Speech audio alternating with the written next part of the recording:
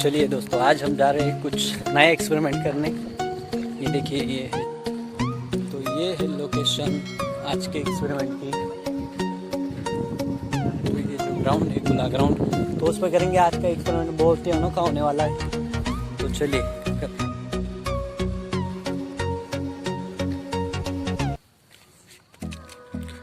तो देखेंगे इस 3 के डब्बे को होल पड़ सकता है या नहीं अनार से। रोक दो।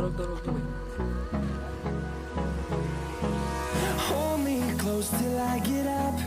Time is barely on our side. I don't wanna waste what's left. The storms we chase are leading us, and love is all we'll ever trust. Yeah, no, I don't wanna.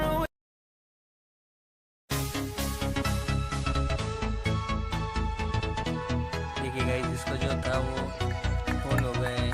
अभी ये बहुत गर्म हुआ। देखिए, ये जो था ये अनार भी पूरी तरह सफ़ेद हो चुका है।